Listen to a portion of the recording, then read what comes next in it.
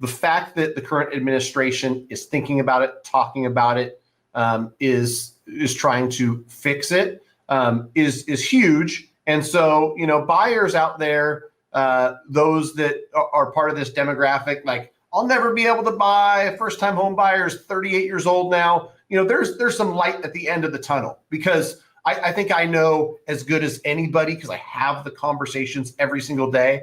I get it. It's tough. All righty, folks. President Trump has put forth a 3-step plan to lower the cost of housing. I think it's fair to say that these initial 3 steps are very much focused on new homes. But hey, you've got to start somewhere. I thought I would have this conversation with Matt, the mortgage guy. How you doing, Matt? I'm doing great, Mike. How you doing?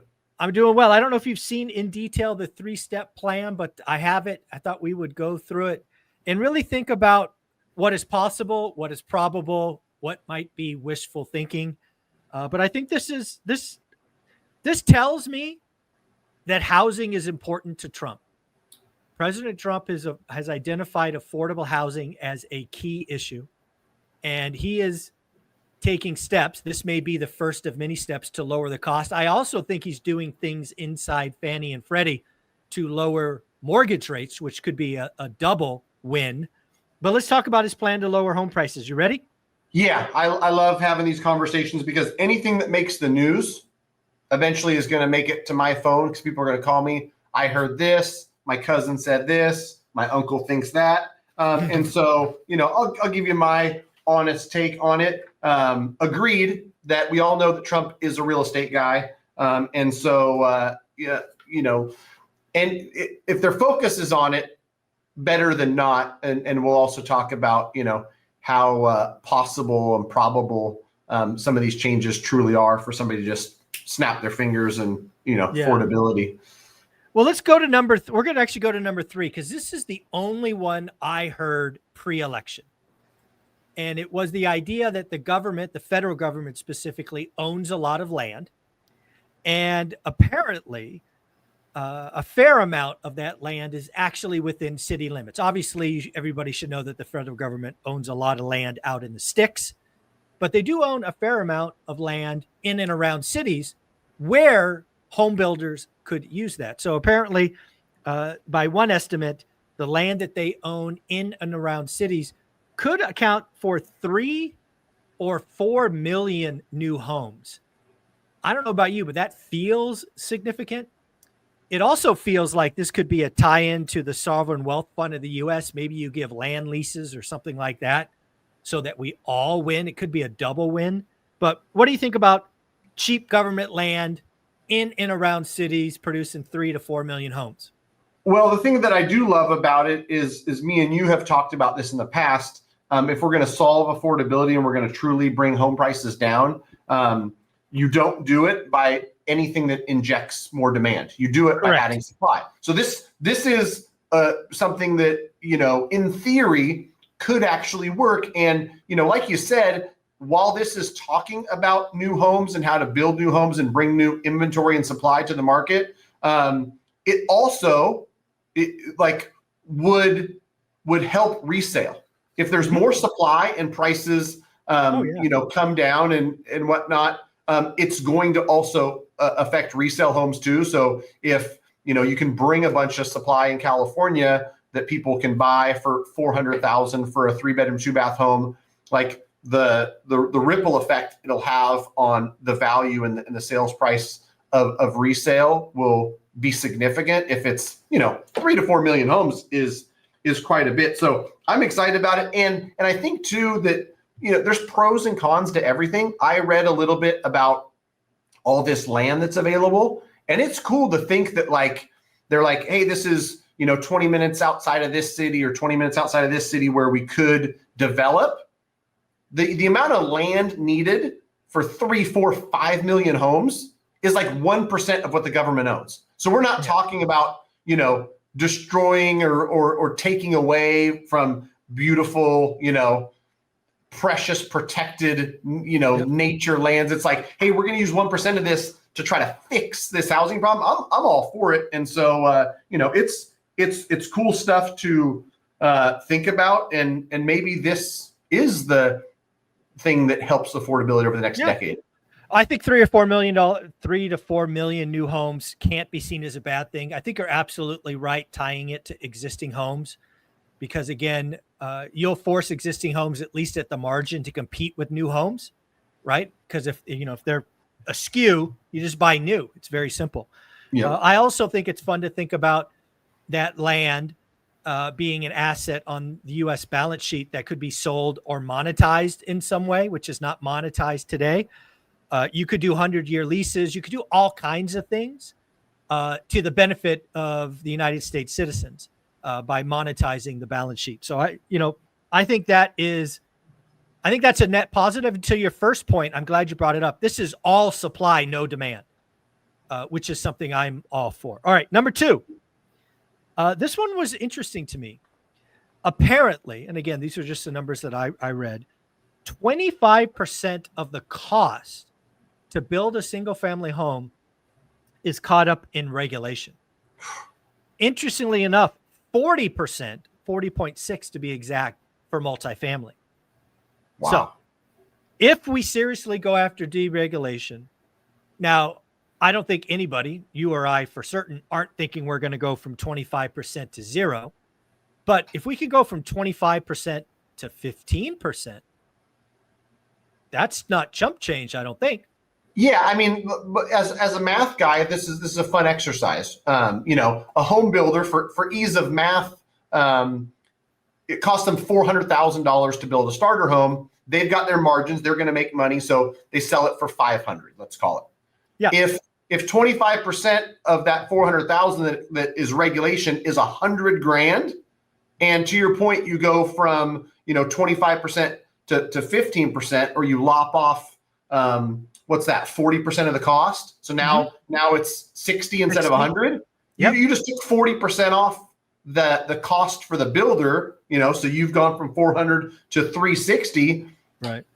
Obviously, we hope they pass on the incentive and their margins don't grow, right? They now. Yeah. One would hope. Right. Yeah. So instead of selling for 500, they sell for 460. Like, that's significant. If you think about a first-time home buyer, a $40,000 swing in their home price for a lot of people is a yes answer or no answer on mortgage qualification, or people at the margin. Yeah. Roughly speaking, that's about $300 a month in payment, because every $10,000 is $75 all in principal, interest, tax, and insurance. So, if you think about the average first-time home buyer, if you tell them, hey, we're going to take the monthly mortgage payment from $3,600 to $3,300 on your first home purchase, like that's huge. And so I'm all for it. Yeah. So I think that's a win. Again, I also think we should look at multifamily. The fact that 40% of the cost is made up in regulations is just unacceptable. And again, that if you could walk 10% off that, you could theoretically lower rents and whatnot in multifamily as well. So again, deregulation, something to go after. So let's go to number 1 that in the list. And this is the one I didn't understand. I didn't know. I was frightened by, because I just didn't get how much this costs. Apparently, the HUD mandatory energy efficiency that is required in new home construction today accounts for approximately $31,000. And that cost is after deregulation. That's like physical cost.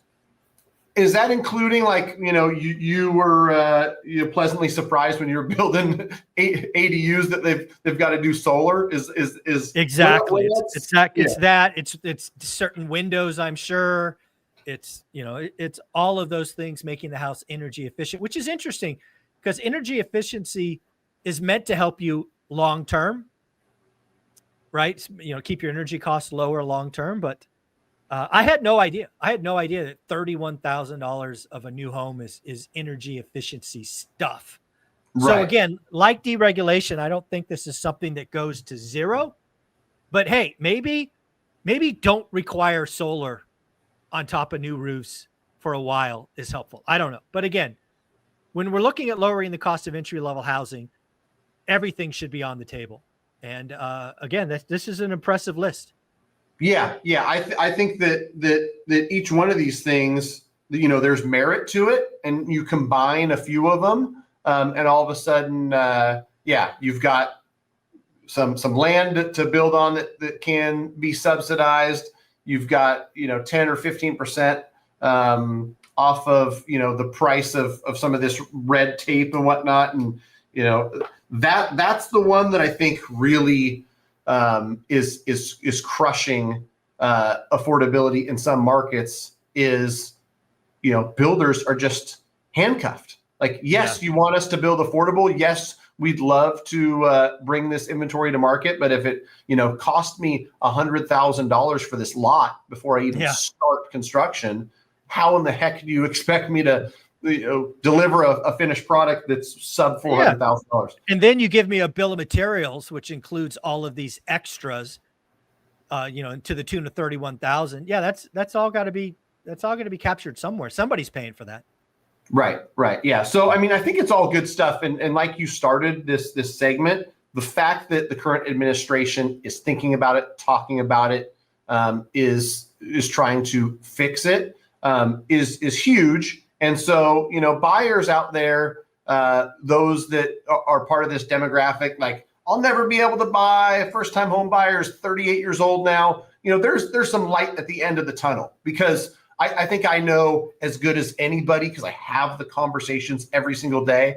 I get it. It's tough, right? Like, housing affordability has gotten tough over the last few years. You compound that with the fact that eggs cost $12 and everything else in your life is more expensive. I'm having tough conversations, but this is a step in the right direction. Well, let's switch gears to Fannie and Freddie. I had heard a rumor, and again, it turned out to be false, but I had heard that there's talk about lowering conforming loan limits from 806 to something lower. I saw that Pulte came out and said, nope, not going to happen. We're going to stay at 806. What else is going on, Fannie, Freddie? Yeah, so Pulte, who's the new director of the FHFA, oversees Fannie and Freddie, has caused a little bit of a stir lately, because that was definitely a rumor that I think everyone said, like, they're not lowering the loan limits, but the post to X, I believe it was yesterday, that got everybody kind of frenzied, was doing away with SPCP, special purpose credit programs, that was created to help certain segments of borrowers. Lenders, when we think about that, we think about home ready, home possible. These are like low income, maybe challenged credit borrowers.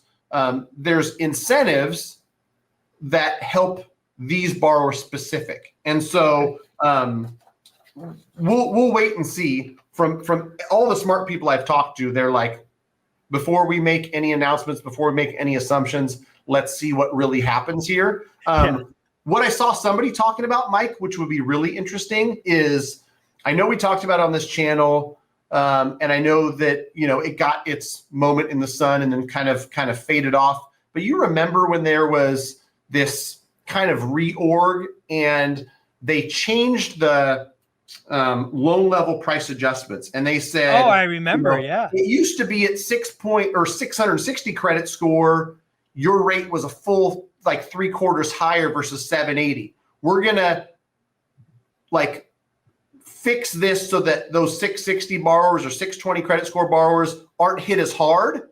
But you know what they did, Mike, is they hit 700, 740, 780 harder. And so there's been a lot of talk about unwinding that. And I saw some good points made from some people that follow this stuff on the lending side, where it really, it hurt. Like these borrowers that were 700, 720 that had done a lot to maintain a great credit score, where all of a sudden, to subsidize more challenged credit borrowers, their rate got worse by 0.25%. So if some of that gets unwound, you're going to see all of a sudden somebody who's 700 credit score, 10% down, first time home buyer, all of a sudden they're a quarter better in rate. That would be something that would be helpful and kind of cool. So we'll see what comes of this, because I've heard some not so great things about Pulte, to be completely honest. Some